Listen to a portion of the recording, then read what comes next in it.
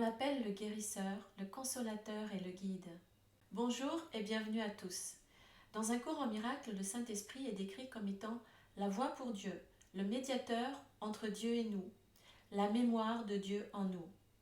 Mais il est aussi décrit comme l'enseignant, le protecteur, le consolateur et le guide.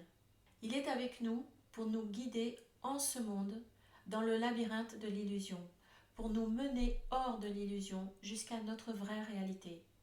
Il est notre GPS intégré à notre esprit. Le Saint-Esprit est en toi dans un sens très littéral. Son rôle, c'est de nous aider à avancer ici, pour nous aider à apprendre et à suivre la voie qui nous rend la mémoire de notre vraie origine, de notre vrai être.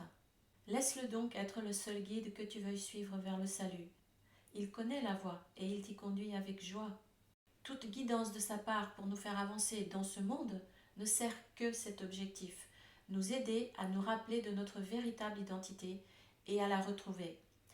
Il est notre guide pour nous aider à suivre le chemin du retour à la maison. Et notre maison, c'est le ciel.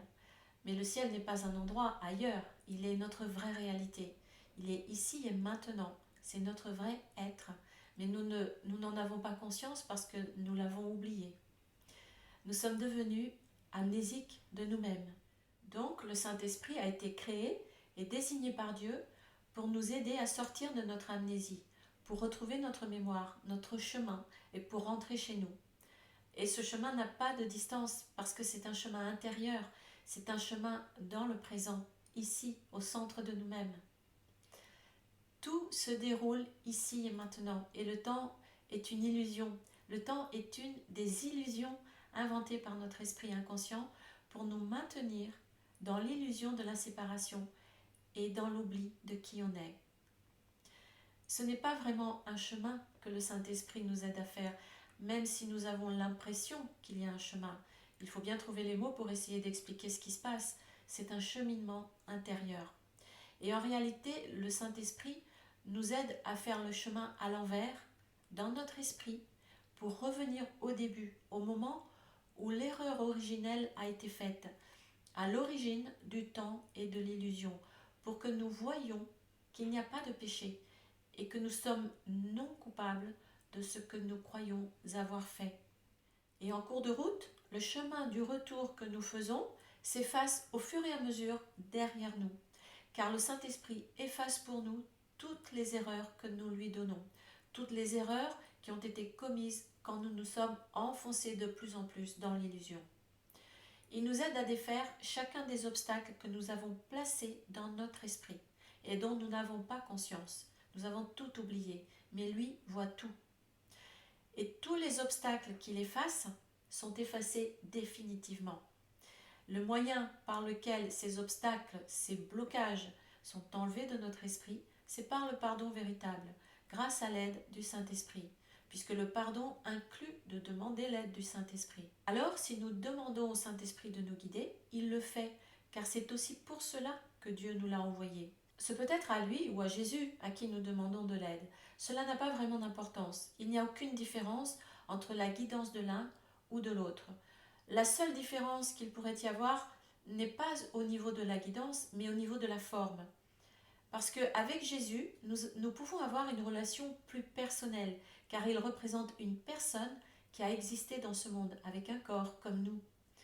Alors qu'avec le Saint-Esprit, la relation est plutôt impersonnelle, ce qui ne veut pas dire qu'elle est distante. Elles sont tout aussi proches l'une que l'autre, et aussi efficaces et aussi aimantes. Mais Jésus a lui-même d'abord été guidé par le Saint-Esprit jusqu'à l'éveil, jusqu'à la résurrection, et donc il nous demande maintenant de nous laisser guider par lui, par le Saint-Esprit, comme lui-même s'est laissé guider jusqu'à la fin du voyage illusoire. Comme homme, et aussi comme une des créations de Dieu, ma justesse de pensée qui venait du Saint-Esprit ou de l'inspiration universelle m'a appris d'abord et avant tout que cette inspiration est pour tous. Dans le cours, c'est Jésus qui s'exprime et du début à la fin, il parle du Saint-Esprit. Il en parle comme étant celui à qui nous devons demander de l'aide et à qui nous devons faire confiance pour le pardon, pour la guidance, pour la protection, pour l'inspiration, pour la guérison, pour la consolation, pour nous et pour les autres. Ça fait beaucoup de choses. La place qui lui est consacrée dans le cours n'est pas celle d'un simple accessoire. Le Saint-Esprit n'est pas du tout accessoire. Si une place aussi importante lui est accordée, ça n'est pas pour rien. C'est parce que son rôle est de la plus haute importance. Jésus en parlerait-il autant et avec autant d'insistance sur des centaines de pages? Sinon, Jésus nous explique ce qu'est le Saint-Esprit, que Dieu nous a envoyé pour nous aider à nous réveiller du rêve de séparation. Ce n'est pas Jésus qui a été envoyé, ni ce n'est pas Jésus qui est la voie pour Dieu, c'est le Saint-Esprit. Dieu nous appelle par la voie du Saint-Esprit. Jésus, qui est notre frère, a été quelqu'un comme nous, qui a suivi le Saint-Esprit avant nous et qui a suivi le chemin que le Saint-Esprit lui indiquait. Il connaît donc le chemin maintenant et il peut aussi nous guider. Jésus a montré la voie. Mais Jésus, dans son cours, nous conseille de faire confiance au Saint-Esprit pour nous guider en tout. En tout, laisse-le te conduire et ne reviens pas là-dessus. Aie confiance en ce qu'il te répondra rapidement, sûrement et avec amour pour tous ceux qui seront touchés d'une façon ou d'une autre par la décision. Et chacun le sera. Nous pouvons donc, et c'est même très conseillé si nous voulons gagner du temps, nous pouvons donc demander au Saint-Esprit ou à Jésus de nous guider dans notre vie. Et si nous nous demandons, mais pour quelle chose devons-nous lui demander de nous guider? Devons-nous lui demander de nous guider pour des choses concrètes ou juste pour ce qui est spirituel? Y a-t-il des limites à son aide? Y a-t-il des choses à proscrire dans notre demande? La réponse est déjà en début de la citation précédente, puisque Jésus dit « En tout, laisse-le te conduire et ne reviens pas là-dessus ». C'est donc très clair, nous pouvons lui demander de nous guider pour tout. Il le dit encore ici. Le Saint-Esprit répondra à tout problème concret, aussi longtemps que tu croiras que les problèmes sont concrets. Sa réponse est à la fois multiple et une, tant que tu croiras que l'un est multiple. Et il y a de nombreux autres passages dans un cours en miracle où il le dit encore et de bien d'autres façons. Il peut donc nous guider pour tout. Et il nous aidera toujours à faire le choix juste, le choix qui nous est le meilleur pour nous et aussi pour tous les autres, le choix avec lequel on est en paix. Le Saint-Esprit est ton guide pour choisir. Il est dans la partie de ton esprit qui parle toujours pour le choix juste, parce qu'il parle pour Dieu. Et il ne faut pas penser qu'il nous donne des réponses vagues. Les indications qu'il nous donne sont toujours très claires si on sait écouter et regarder. Commence dès maintenant à t'exercer à ton petit rôle qui est de séparer du reste l'instant saint. Tu recevras des instructions très concrètes au fur et à mesure que tu avanceras. Dans cette dernière citation, quand Jésus dit des instructions très concrètes, ça ne signifie pas forcément qu'il s'agira de situations concrètes. Ça veut dire que quelles que soient les circonstances et les situations, concrètes ou pas, parce que ça peut aussi être des souvenirs dans notre esprit, donc quelles que soient les circonstances ou les situations, sa guidance est concrète. Elle est réelle et elle peut s'appliquer concrètement. C'est ça que ça signifie. Donc sa guidance peut nous aider à prendre des décisions dans ce monde, dans nos vies personnelles, mais elle est orientée d'abord pour la rectification de notre système de pensée et pour nous aider à faire l'expérience de ce qu'il appelle l'instant saint, l'expérience directe de la paix et du présent pur et infini. C'est toujours dans le but ultime de servir à notre avancement spirituel, pour nous aider à nous réveiller du rêve de dualité. C'est toujours, toute l'aide que le Saint-Esprit nous donne, c'est toujours dans cet objectif final. Par contre, il ne faut pas croire qu'il va manifester physiquement des choses pour nous. Il ne va pas faire apparaître des choses que nous voulons. L'exemple le plus courant qui est souvent utilisé, c'est celui de demander une place de parking. Le Saint-Esprit ou Jésus ne vont pas faire apparaître pour nous une place de parking vide, là où il n'y avait rien auparavant, là où il n'y en avait aucune auparavant. Par contre, il peut nous guider, nous inspirer, parfois même sans que nous en ayons conscience, pour que nous fassions les manœuvres nécessaires pour nous diriger vers l'endroit où une place de parking est disponible. Et ça marche comme ça pour tout. Souvent, sa guidance se manifeste de la manière la plus simple et la plus discrète. La guidance du Saint-Esprit est une idée intérieure, une pensée qui nous est donnée, ou un sentiment positif. C'est une inspiration. Nous avons vu dans une des citations précédentes que Jésus appelle le Saint-Esprit aussi l'inspiration universelle. Inspiration avec une majuscule. Cela nous montre à quel point c'est important. Souvent nous pensons simplement que nous avons eu une idée géniale, car elle est juste apparue dans notre esprit et nous croyons qu'elle vient de nous. Et c'est comme ça qu'il agit, avec la plus extrême simplicité, avec discrétion et sans faire de bruit, sans rien forcer en nous. La voix du Saint-Esprit est aussi forte que ton désir d'écouter. Mais parfois, il fait quand même un peu de bruit. L'inspiration qu'on reçoit peut être tellement fulgurante, tellement claire et inattendue qu'on se sent presque choqué de tant de clarté et de puissance intérieure qui se manifestent en nous. Et toutes les idées qui nous inspirent sont toujours pour le bien et seulement pour le bien, pour notre bien et pour le bien de tous. Le Saint-Esprit te dirigera uniquement pour t'éviter la douleur. Tout ce qui t'est donné est pour la délivrance. La vue, la vision et le guide intérieur te conduisent tous hors de l'enfer avec ceux que tu aimes à tes côtés et l'univers avec eux. Ça ne veut pas dire qu'il va nous aider pour obtenir tout ce que nous voulons, parce que parfois ce que nous voulons n'est juste pas bon pour nous. Et il le sait. Il voit tout, il voit dans toutes les directions du temps et de l'espace. Il peut agir dans nos esprits et dans tous les esprits, dans toutes les dimensions du temps et de l'espace, puisqu'il est en dehors du temps. Il est en dehors de l'illusion et il voit en même temps l'illusion tout entière. Et comme il peut intervenir dans nos esprits par l'inspiration, il peut donc nous guider à travers l'illusion vers ce qui est le plus bénéfique pour nous et pour les autres. Et le résultat de sa guidance doit toujours être la paix ou la joie, ou les deux. Mais souviens-toi aussi que chaque fois que tu as écouté son interprétation, les résultats t'ont apporté de la joie. Et quand le résultat de l'inspiration que nous recevons est la paix ou la joie, nous pouvons être certains que c'est lui qui nous parle. Et Jésus nous demande instamment de l'écouter et de lui faire confiance. Sa voix a parlé clairement, et pourtant tu as si peu de foi en ce que tu as entendu, parce que tu as préféré mettre une foi encore plus grande dans le désastre que tu as fait. Et un peu plus loin, Jésus insiste encore, parce qu'il sait combien nous sommes obstinés à ne pas écouter et à douter de l'inspiration et de la guidance que nous recevons.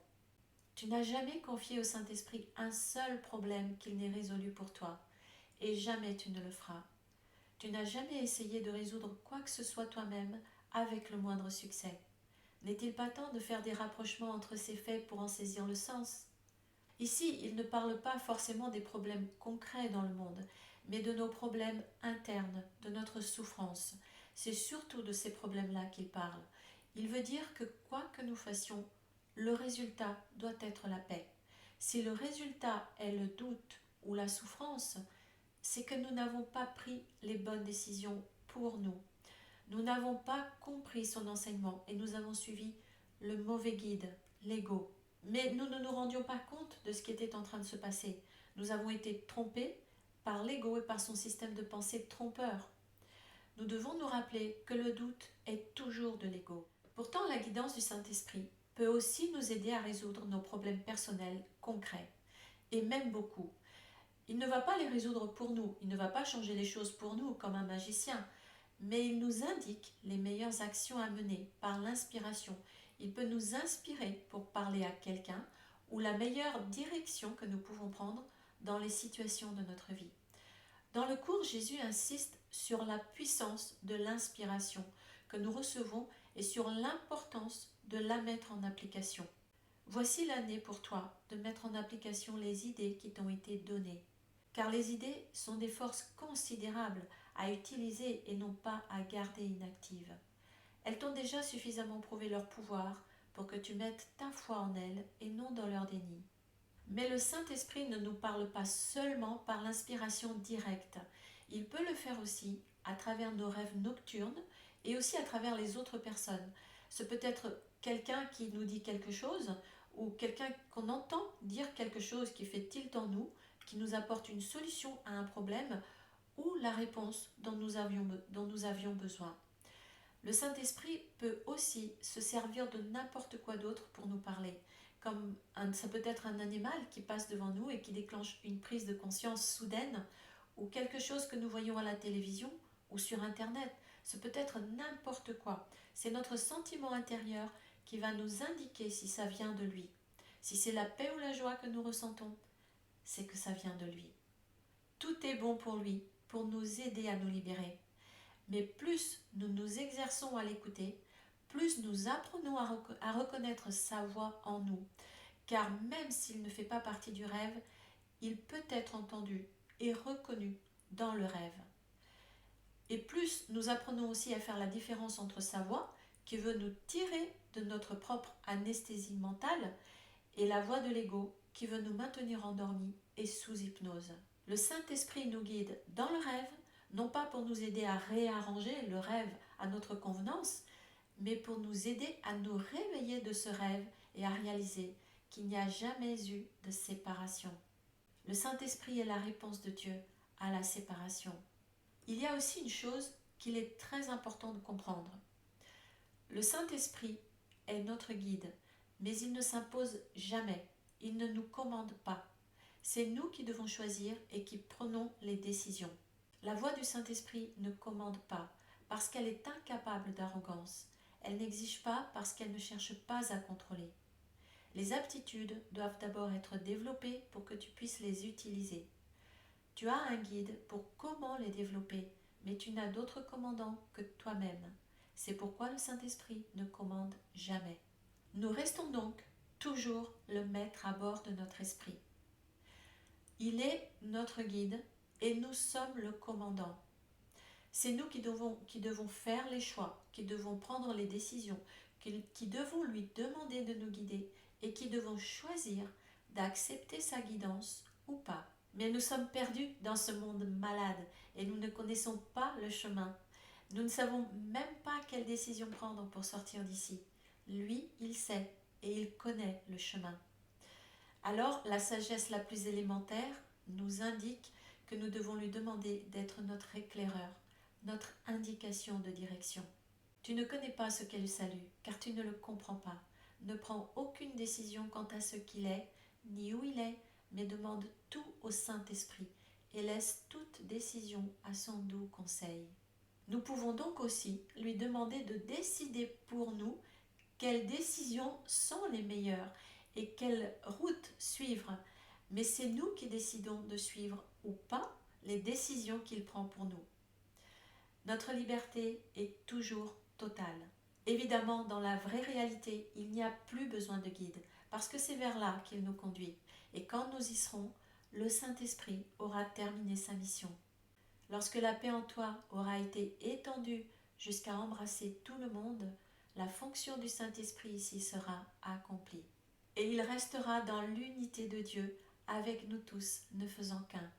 Le Saint-Esprit restera avec les fils de Dieu pour bénir leur création et les garder dans la lumière et la joie. La place du Saint-Esprit est si importante que Jésus, dans un cours en miracle, en plus d'en parler tout le long du cours du début à la fin, lui a dédié les 5 dernières leçons du livre d'exercices et leur introduction, l'épilogue du livre d'exercices ainsi que la dernière section de la clarification des termes juste avant l'épilogue final. Aurait-il accordé autant de place au Saint-Esprit s'il n'avait pas été de la plus haute importance sur ce chemin? Jésus nous recommande avec insistance et avec amour de nous en remettre totalement à lui pour notre délivrance du rêve de séparation et de souffrance, pour notre délivrance totale et définitive. Tournons-nous vers celui qui nous guide dans la voie et assure nos pas. Si j'ai besoin d'un mot pour m'aider, il me le donnera. Si j'ai besoin d'une pensée, il me la donnera aussi. Et si je n'ai besoin que de calme et d'un esprit tranquille et ouvert, voilà les dons que je recevrai de lui. Il est en charge à ma demande. Et il m'entendra et me répondra, parce qu'il parle pour Dieu, mon Père, et son Saint-Fils. Ton ami va avec toi, tu n'es pas seul. Nul ne peut appeler en vain qui fait appel à lui. Quelle que soit ta préoccupation, Sois certain qu'il a la réponse et qu'il te la donnera avec joie, si tu te tournes simplement vers lui et la lui demandes.